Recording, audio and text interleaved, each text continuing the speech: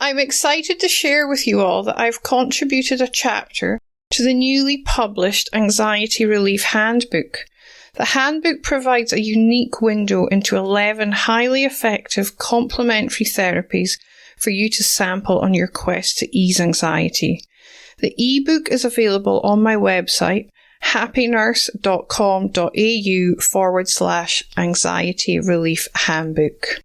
There are going to be patients in cases that are more triggering than others because of their own traumas that you've gone through in your life. And just because you're a professional that works in this field does not mean that you're exempt from being human and experiencing stuff that's going to truly impact your life in such great ways. And it doesn't mean you just have to get over it.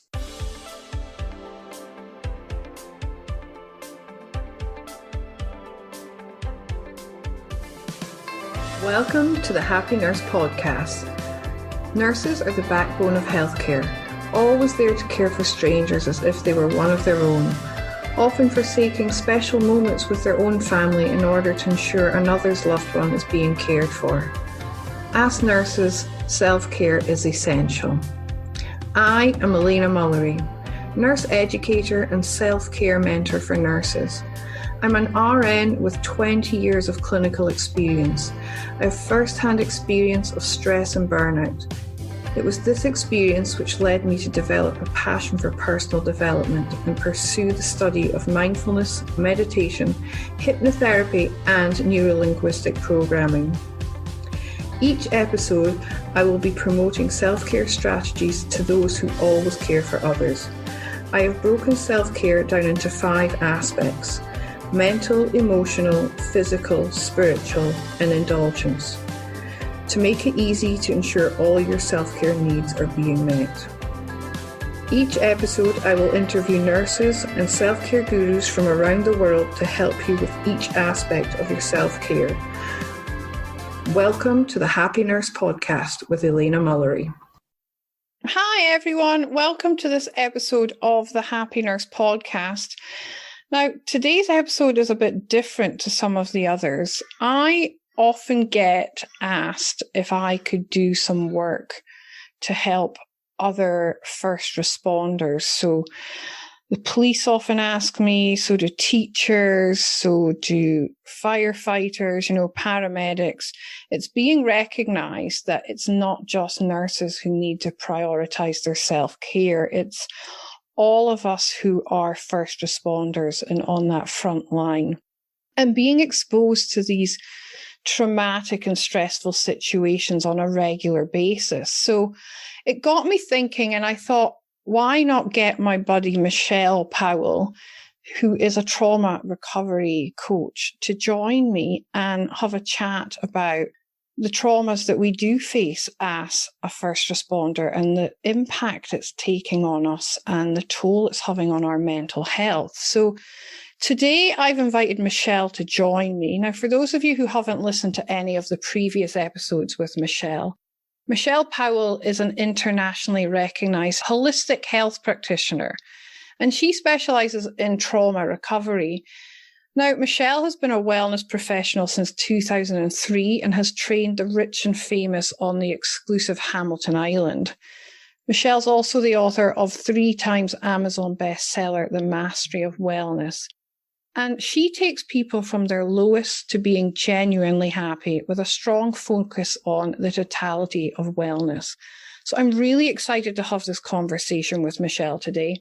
Michelle and I's conversations often take on their own tangents and we go off down rabbit warrens we didn't expect to. So listen up, this could be a good one, and we'll see you all on the other side. Hello, Michelle. Welcome back to the show. I always love having you on the podcast. How are you? I'm good, lovely. And I always love being here. Let's see where today takes us.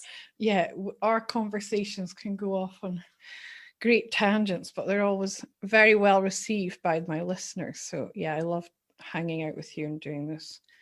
Today, we are going to speak about trauma recovery and the impact that facing trauma on a daily basis in your professional role has on your personal life as well. Now, Michelle, as I said in the intro, is a trauma recovery coach. So I thought this would be a great topic for her and I to chat about, so we can bring the self-care aspect in with the trauma recovery too.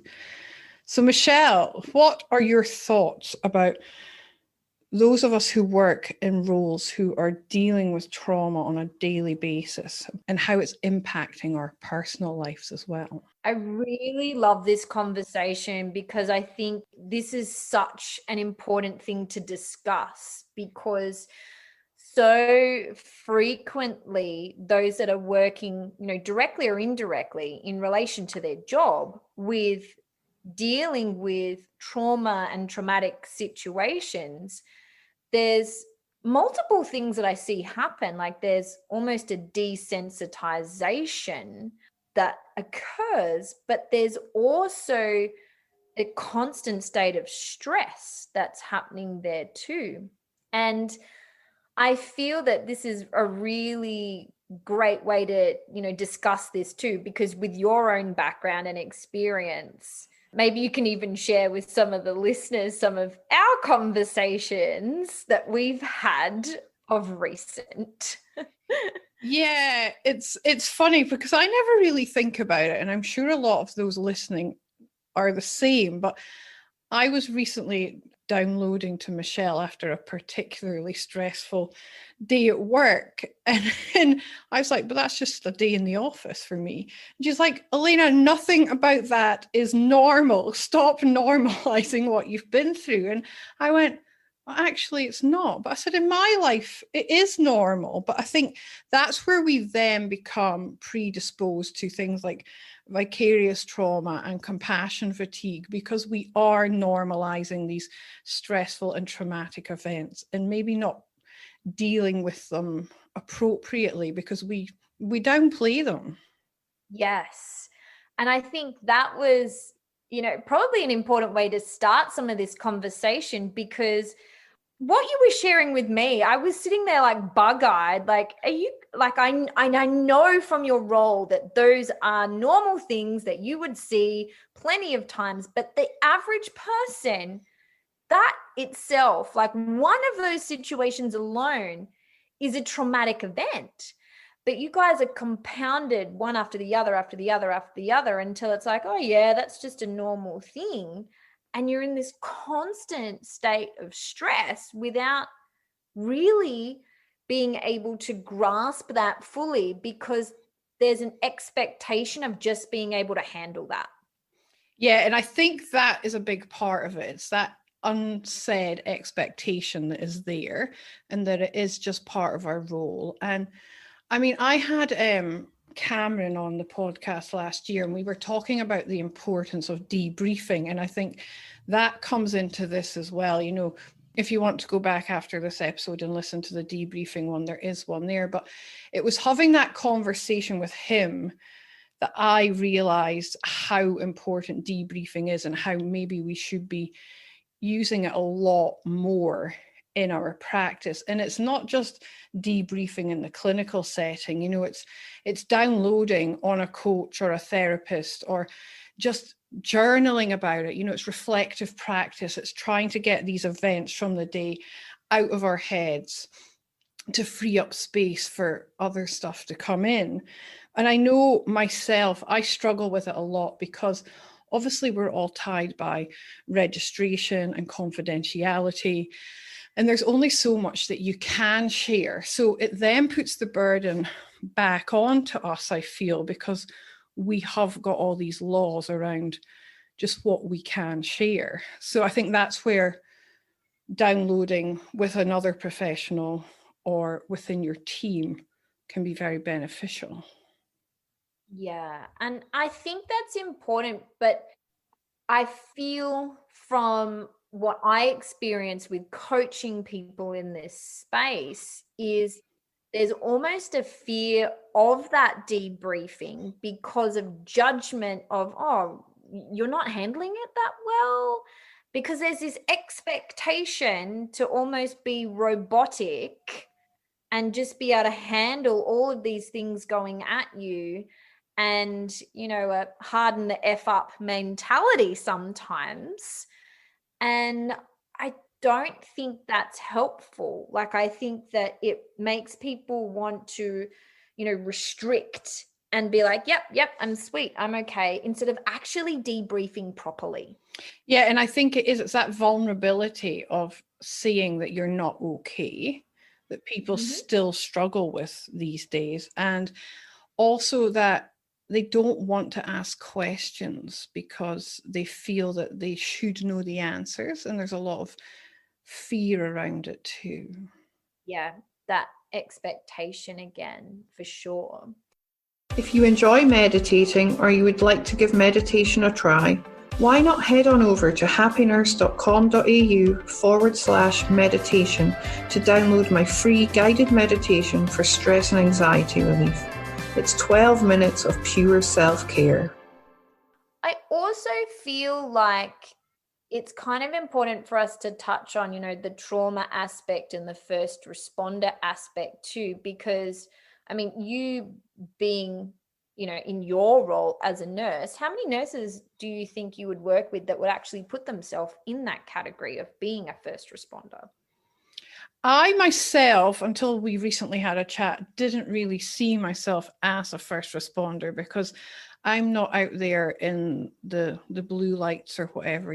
I see first responders as those who are in the fire brigade, the police force, the paramedics, the volunteers who in the SES, that kind of people. Whereas I work in a clinical setting, but as you pointed out, I work in recovery. And I'm there one-on-one with patients. So if that patient starts to deteriorate, I am the first one there. So I am the first responder. And I hadn't really thought about it that way until you pointed it out to me. Yeah. And I'm glad you shared that too, because so frequently when I've worked with nurses, doctors seem to get it. The responsibility lands on their shoulders. But more often than not, nurses are the first one in the room and also the closest. So just like you said, when things start to go pear-shaped, you guys are generally the first people there that are going to be attending the situation. Yeah, we have to be the ones to raise the alarm and get the medical team involved, or more of our colleagues or whatever, depending on what the situation is. But yeah, I just hadn't put myself in that first responder role until that point. And then I thought, yeah, I do. And it's after these situations where you find yourself in that role that you tend to go home and your thoughts will start to kick in and you'll start to ruminate and you start thinking, oh, what if I'd done this and what if I'd done that? And I think that then it increases our stress because we're constantly ruminating on that scenario that happened in that day. And it's probably because we haven't debriefed with anyone or asked any questions that we've got around the incident. And that can really start to spiral out of control if we let it. Yeah, absolutely. And so curious, because you're in these situations in a workspace, and I'm also wondering how many other people listening right now, like, oh, I never thought of myself as a first responder until now. But so hopefully that's a helpful starting point. But how many times do you think you come home and because you're still stuck in the scenarios that have occurred throughout that day or that week or whatever, how do you think that impacts your day-to-day life? I think now, knowing what I know and teaching what I teach, it doesn't have a massive impact. But before I got into all the personal development and the mindfulness, it had a huge impact on me. I remember waking in the middle of the night with anxiety that I'd forgotten to do something or hand over something about a patient. And I would be phoning the hospital, at 3 a.m. And they're like, Elena, you told me that at handover. But for some reason, I was thinking about it at 3 a.m. And until I could go back to sleep, I had to call and double check. It does have a huge impact because ultimately, it's people's lives that we're dealing with. It's not something you can just dismiss. It is such a big deal. And then I'm also seeing, at least from my standpoint, so I'd be curious to hear, you live it. I coach people through it, but you live it. So from like a standpoint of that's your work life, your professional life, you're always on. You always have to be switched on, mentally engaged, ready to go, ready to respond. But you're also a human being that lives day-to-day life, that still goes through your own personal traumas. You've still got your own family stuff and relationship stuff and health stuff and life stuff and all of those things. How do you feel the additional life traumas impact with the work traumas?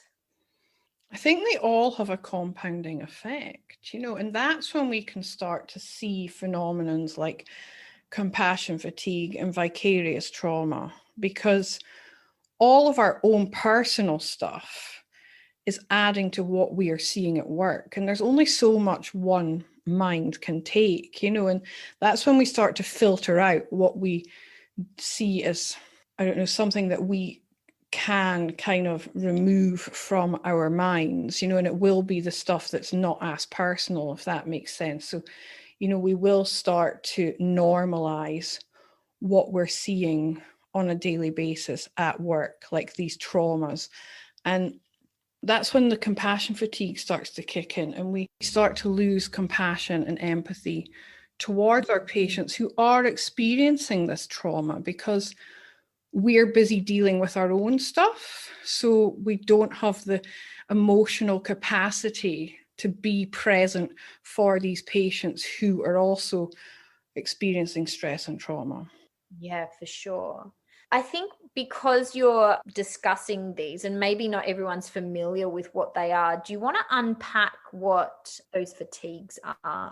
So compassion fatigue is when it's a phenomenon when you start to shut down mentally, emotionally, and spiritually towards your patients, because you've seen it so many times and you don't have the emotional capacity to deal with it anymore.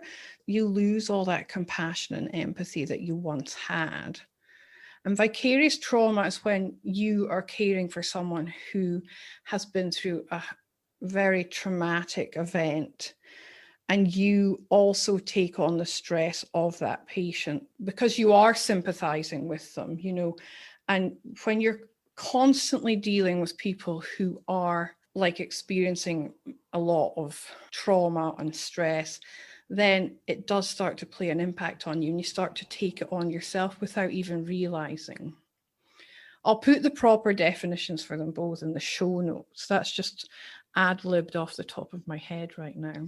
And I think, thank you, first of all, for sharing that. But I actually think that it was really important to specify that, because I think many people, while you're exposed to these things, might not know the full definition of what's going on, and maybe can recognize some of those symptoms in themselves just by the way you've explained it in your own way, if that makes sense.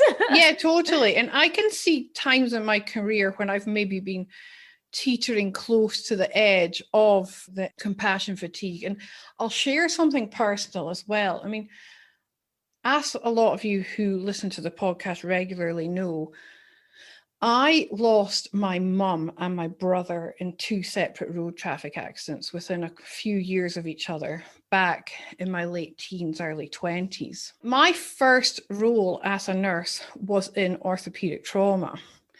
And like to you, Michelle, you'll be probably thinking, what does that mean? So orthopedic trauma is the unit that people go into when they've had broken bones. So they come in and get fixed up. And I hadn't really, this was between my mum and my brother's accidents, actually. I hadn't realized what I was doing when I took the role, because suddenly we were having all these road traffic accident victims come through, and they were triggering all these memories of losing my mum. And I started to experience vicarious trauma, because it was so raw and fresh in me still at this point. So I only lasted in that role 6 months, and I realized I had to get out because my mental health was starting to decline. So, it's even like that's an example of how we can experience vicarious trauma. Yeah. And you know what? I think that's a really beautiful way of showing people what that can be. And I think plenty of nurses listening will be able to identify that, because there are going to be patients and cases that are more triggering than others because of their own traumas that you've gone through in your life. And just because you're a professional that works in this field does not mean that you're exempt from being human and experiencing stuff that's going to truly impact your life in such great ways. And it doesn't mean you just have to get over it. You just because that's your role, it doesn't mean you have to get over faster. Yeah. What happened in your family, because that's huge. Some people never recover fully to a degree when it comes to the loss of someone close to them, because their whole life can change. So your world will never be the same. So I think that it's important to talk about all of that, because all types of first responders are impacted by these things. And perhaps, do you feel like it's worthwhile us sharing who else we think first responders are? Yeah, most definitely. I mean, Michelle and I were brainstorming beforehand and trying to come up with a list of who would fall under first responders. So we had what I would typically call, the police, the fire, the paramedics. Also the volunteers, the volunteer firefighters, and the state emergency services. I know they're different names in different places, but here in WA it's the SES. And it's funny because I always put ED nurses in there, so emergency department nurses, but I would never have put myself in there as a PACU nurse. So yeah, it was a real turning point for me when you highlighted that I too would be classed as a first responder. And I also, do you know what, just as I'm speaking, we were speaking earlier and it came to me, even people like teachers, they are first responders too, because children will come and confide in them if there is stuff going on at home, and they have to be in the emotional state and have the capacity to be able to help this child if they are experiencing any kind of difficulties. Yeah, exactly. And I actually think that it's important for people to know that not just those that work in this professionally are first responders, because too frequently I work with nurses that don't realize they're a first responder, just like yourself. And also a lot of, call center operators. I've worked with a lot of Police Link and the 000, and, those are the people that are like literally the first point of call. Yeah, you forget about these people. It's terrible, isn't it, that we forget them? But yeah. Not at the scene technically, but they're, I've coached some clients and they're telling me what they've gone through on a phone call that day. And I'm like, whoa, like, okay, like that's huge. And like you just said, teachers, first responders, but then also everyday people are first responders. Like last year, before everything shut down, a friend and I were having brunch at a cafe, and an elderly gentleman fell off his chair and was laying on the floor, and everyone's like, oh, and my friend and I looked at each other and we're like, no one's going to do anything but us.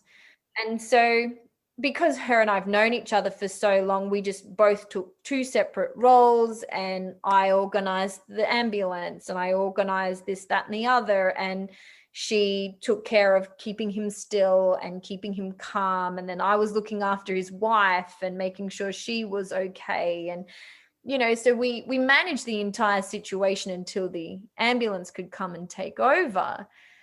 But, essentially my friend and I were the first responders. And that happens all the time whenever something occurs. I mean, I've been in a car accident before, and two random strangers came and helped me until I had, the support arrive. And so I think frequently we just, like you said, lump it into, police, ambulance, fire, like those are first responders. But it's a lot bigger than it appears. But I think nurses in particular really downplay it because it's just their job. Yeah. Like it's just easy, like it's a piece of cake. I think it's just because we're trained in it. We just automatically do it, but I mean, I've stopped recently at road traffic accidents and stuff to help people. But it's just what we do because we obviously know that we have the skills and the knowledge that could potentially help these people. So, yeah. I don't know if it comes down to that duty of care or if we do it because we feel obliged or if it's just who we are as people. It's probably a mixture of all of that. But yeah, you've got the skills and knowledge to help someone. So you're compelled to do it because, it's someone's life at the end of the day. You want to help them. Yes, exactly. And I'm also curious to ask you another question, Elena. I feel like I've turned this around and I'm into Go for it. I don't mind. This is good. I think it's important because I mean, I come from like a coaching aspect through trauma, but you're living it in, a week to week, day to day way that, all of your listeners can absolutely relate to. And I'm sort of curious in that regard as to how have you worked on managing your fatigue in those areas? I know that you said that things that you've particularly done, but how have you initially noticed that in yourself or in colleagues that you've worked with to help support them through that? I think I've come to the realization that it's okay to be vulnerable. And if I do have questions, I will go and ask them. And also, if I see colleagues going through something, I will always catch them afterwards and check in on them just to check they're okay. And, if they want to have a chat about it.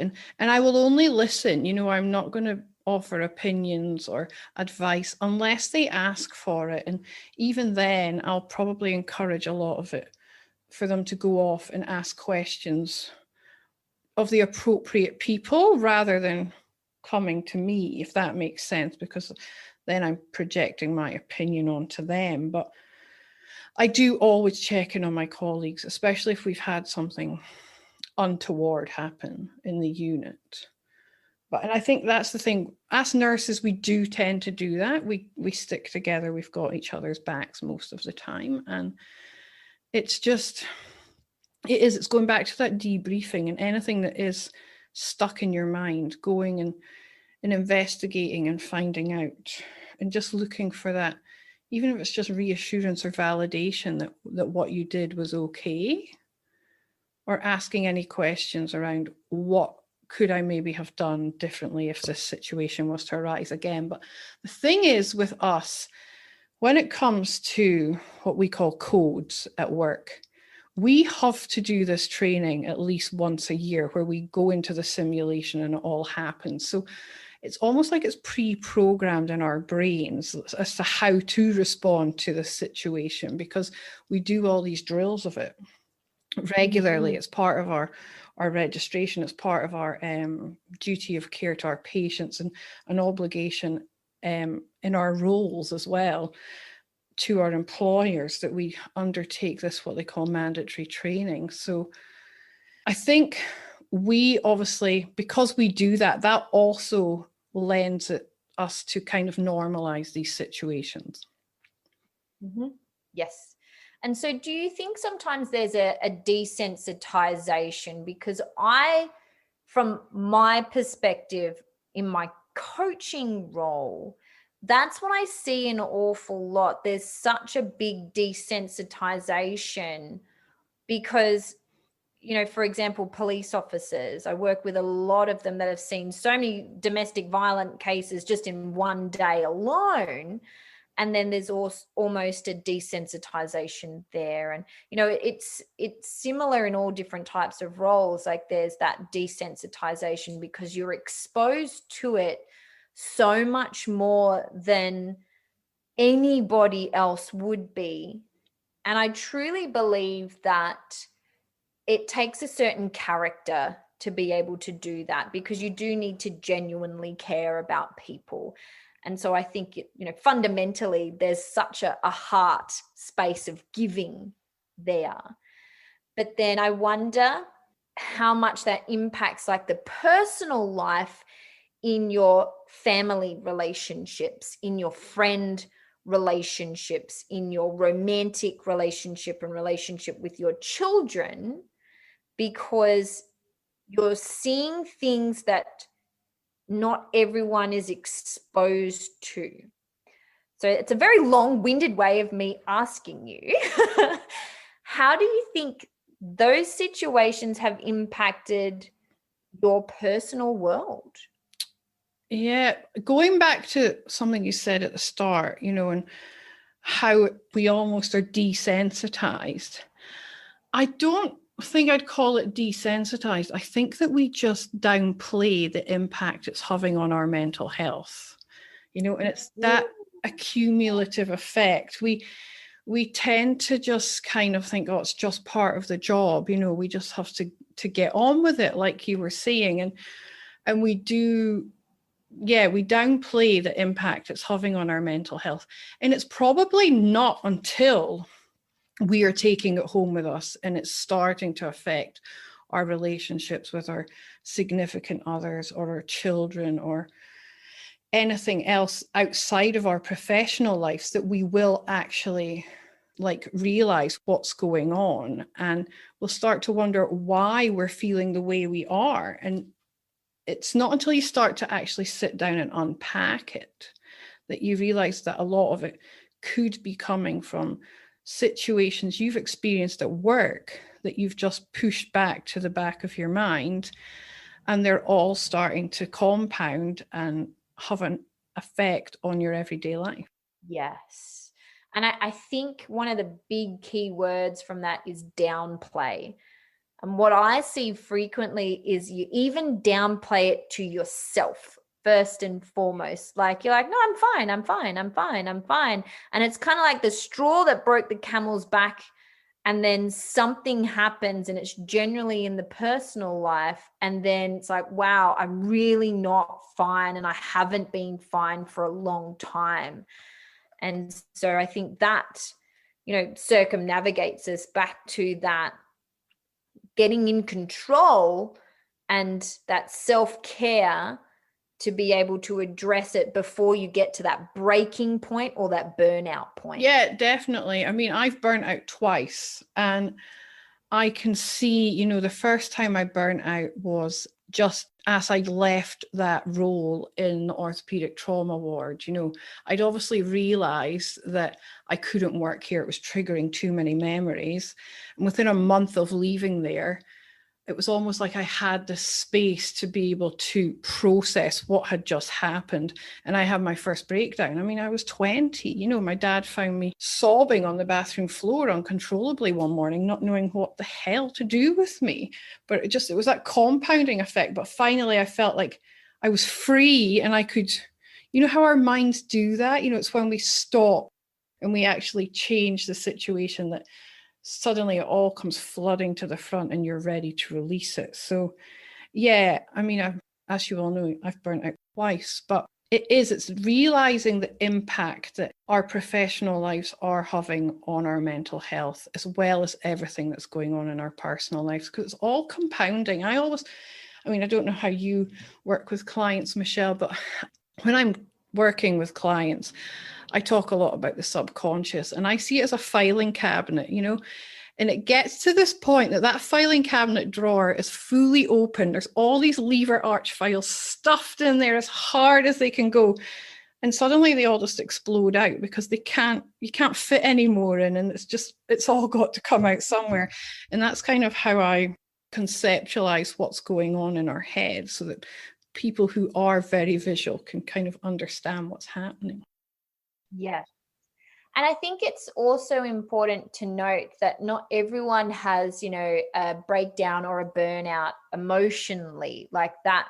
There's so many different ways that people can reach their breaking point. And you asked about, how I experience it from a coaching aspect. And one of the things that I notice is your immediate inner circle. So, partner, family, children, friends, whomever your like tight-knit people are, sometimes they will actually notice that you're not coping before you do. So a lot of the clients that I've worked with in this space, they will say how their wife or their partner or their best friend was like, hey, actually, that's not a normal way to respond, or you're showing up differently at home, or, and I notice that it's interesting, and it's both a positive and a negative, whether your significant other is working in the same world too. So for example, I've got a few clients where their partner's also a police officer or also working in paramedics or, something along those lines, which would in one sense make it easier, but in another actually perpetuates the problem because they're both managing and so used to seeing that. So, but with saying that, they're also good to debrief with. But then paying attention, I see it so frequently, do pay attention to the feedback that those that you value, that have good intentions for sharing with you, that's not a normal response to something, or, they will give you feedback, sometimes directly or indirectly, as to maybe you're not doing as okay as you think you are. Because I think there's a bit of a tendency to lie to yourself a bit. I'm doing fine. I love my job. Like, you chose this career, and so it should be okay. Should be able to manage. Should. So once again, more pressure. Yeah, it's almost like we go into denial. Yeah. And I think another reason that we tend to downplay it is because we see the extremes of people suffering from mental health problems.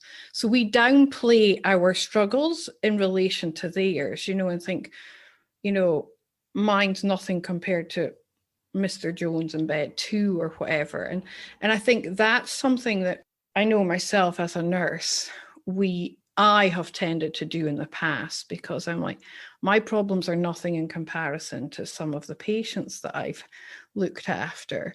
Whereas in reality, my problems are probably, to me, as important as that patient's are, because I need to be able to look after me to be able to look after him. So and I think that's quite detrimental, because that's something I hear a lot, is that comparison. It's like, oh, but it's not as bad as blah, blah.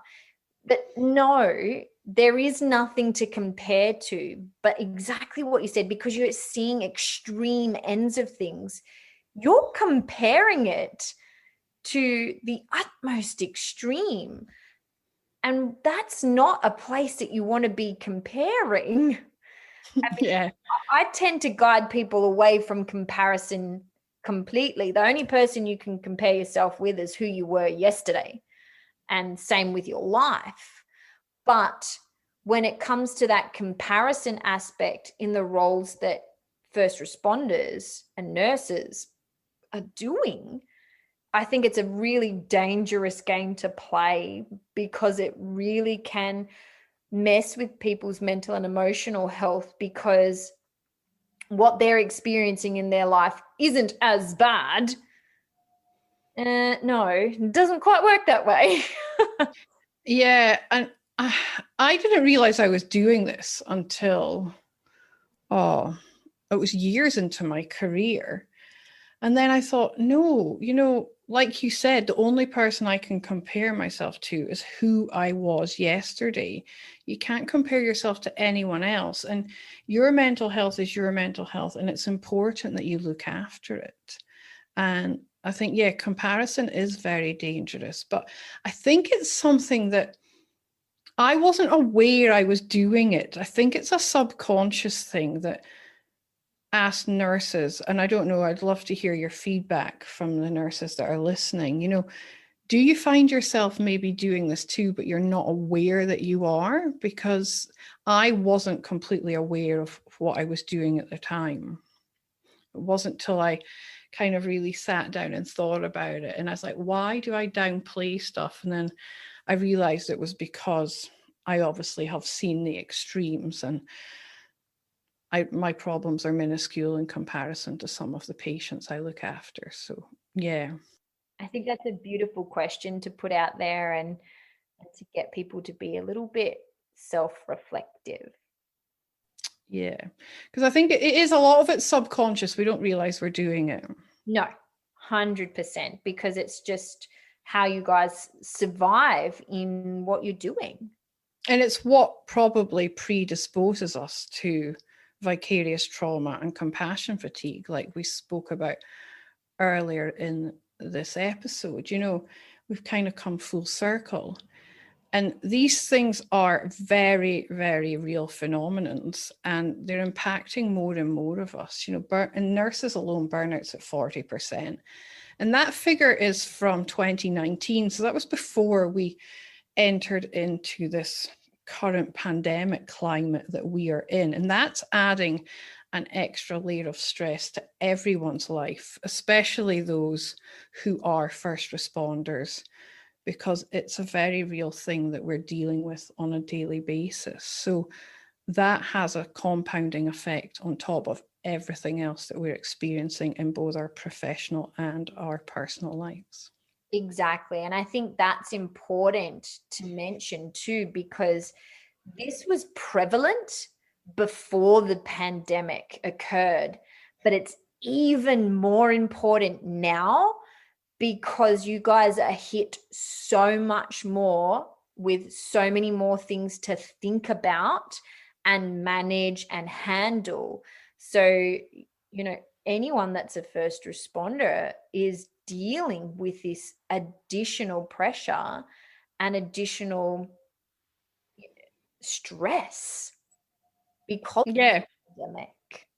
Just the outfit they have to wear alone, in some of these heavily affected areas, that alone is adding stress before you even think about any of the rest of it. So yeah, it's having a very real impact on everyone's mental health. Yeah, absolutely. So I think it's even more prevalent now than it's ever been to really go from that stress state into taking control of it and doing the things that you need to do in order to self-manage so that you can be at your best for yourself, for your family, for your patients, for everyone.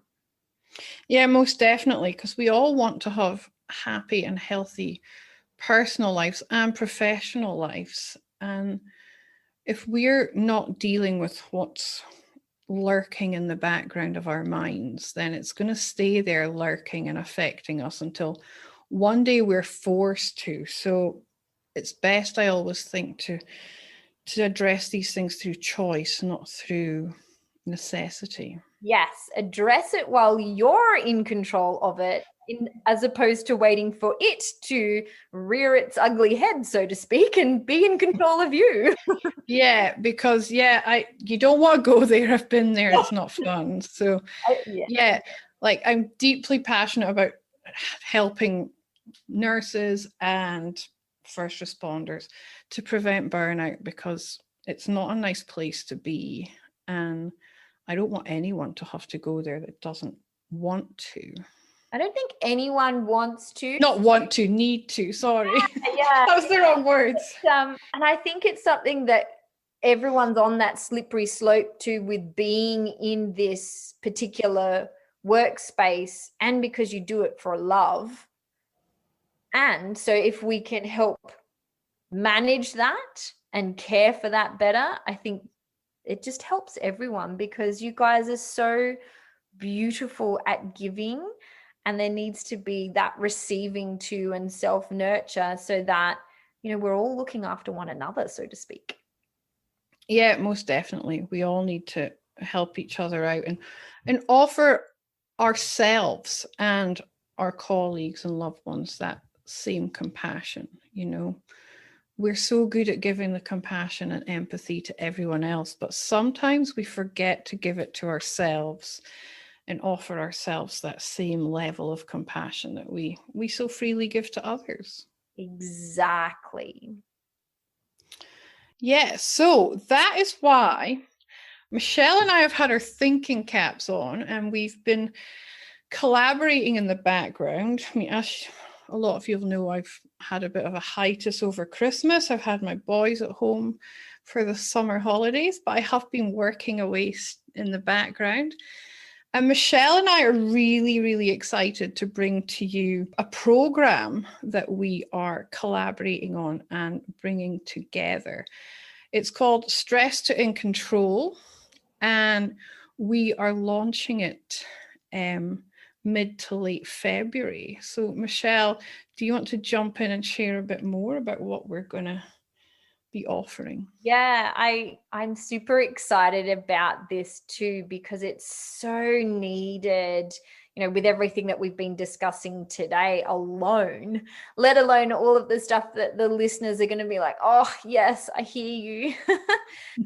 So yeah, Elena and I have been putting together a beautiful online course, because we know how busy all of you guys are. So it's a 7-week course that will walk you through step by step. You can do it in your own time over the 7 weeks. And I think I'm just super excited to bring this to all of your listeners. Yeah, me too. And to a lot of other first responders out there as well. So we're going to have it all on an online platform. It will be emailed out to you weekly. So you'll have the whole week to listen to the video that we're going to record for each week. So we imagine, yeah, the videos will be around an hour long, but Michelle and I get talking and they may be slightly longer. So yeah, it was super exciting to bring this course to everyone, because we really put the time in to make sure that there's tangible tools that you'll be able to take away each week and utilize and do and reflect on. But we've also put it together in such a way that we know how busy you guys are. So it's easy and digestible, and you can do it in your own time over the 7 weeks, because it's our big goal for you guys to be able to go from that stress state, from that potential build up to burnout, and bringing you back to feeling like you're in control, that you have a self-care plan in place. And we're going to really walk you through some super cool stuff. Yeah, it's going to be very exciting. And you're getting the best of both of our expertise. So you're getting Michelle and her trauma recovery expertise, and you're getting myself and my self-care expertise. It's going to be a combination of both of our tools and strategies. So it's like getting two for the price of one. We're really, really excited to bring this to you all. So we will put the link for further information in the show notes. Please, if you've got any questions, ask us, reach out, and the link to the online course will be down there below this episode in the show notes. So, Michelle, it's been wonderful chatting to you again today. I look forward to chatting with you again soon, and I'm so excited to be collaborating with you on this awesome project that we're about to embark on. Likewise, Elena, it's been beautiful to be putting this together for everyone. Yeah, it really has been. And I've already learned a lot about myself, like what we've discussed today. And it's been really enlightening to me to have Michelle's coaching. So yeah, jump on if you would like to experience that too. Wonderful. I look forward to our next recording. Yeah, me too. Thank you for listening to the Happy Nurse podcast. If you've enjoyed today's content and would like to join the Happy Nurse community, head over to Facebook and check out the Happy Nurse AU Facebook page and request to join the Happy Nurse community. Also, check out happynurse.com.au for access to free downloads and subscription to my blog. See you soon, and in the meantime, remember to always offer yourself the same compassion that you so freely give to others. I'm excited to share with you all that I've contributed a chapter to the newly published Anxiety Relief Handbook. The handbook provides a unique window into 11 highly effective complementary therapies for you to sample on your quest to ease anxiety. The ebook is available on my website, happynurse.com.au/anxiety relief handbook.